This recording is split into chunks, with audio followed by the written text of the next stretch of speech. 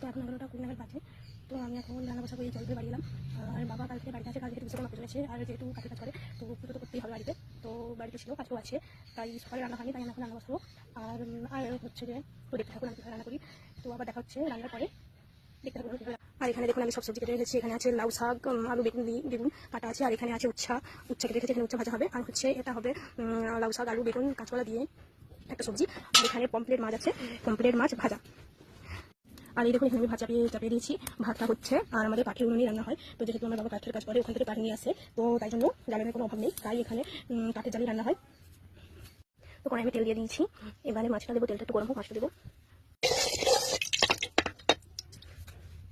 আর এখানে মাছটা আমি আগে বলেছি নুন হলুদ আর একটু কাশ্মীরি লঙ্কার গুঁড়ো মাখিয়ে রেখেছি, কিন্তু এই মাছে একটু মশলা দিয়ে ভাজলে একটু বেশি টেস্ট লাগে, কিন্তু আজকে যেহেতু বৃহস্পতিবার তো আমি মশলা দিয়ে ভাজবো না, নিরামিষ যেহেতু তাই আমি মাছটাকে এমনি ভাজবো।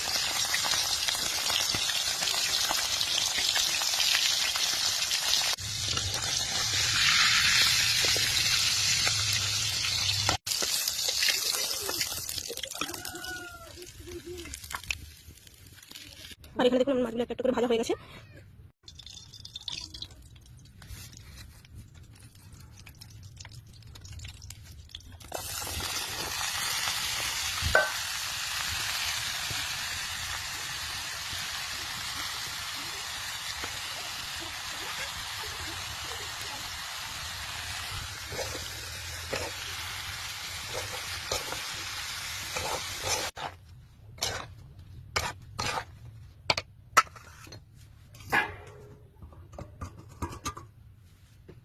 এখানে সবজিটা বসিয়ে দিয়েছি, আর এখানে সবজির জন্য মশলা দিয়েছি, বাটা মশলা দিয়েছি হচ্ছে যে এতে চাল মগজ আর হচ্ছে যে সাদা তিল আর সরষা জিরা, এটা বাটা মশলা। আর গুঁড়া মশলার মধ্যে আছে নুন হলুদ লঙ্কা গুঁড়ো, গুঁড়া মশলার মধ্যে।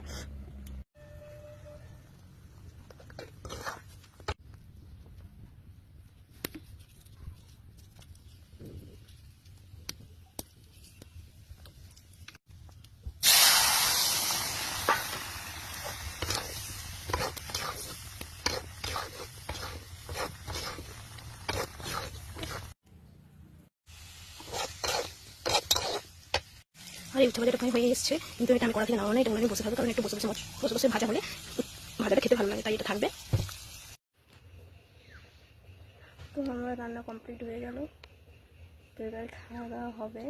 তো আপনারাও খাওয়া দাওয়া করুন, দেখা হচ্ছে পরে কোনো ভিডিওতে। সকলে ভালো থাকবেন, সুস্থ থাকবেন, আর ভিডিওটি ভালো লাগলে লাইক কমেন্ট শেয়ার করবেন। Bye bye.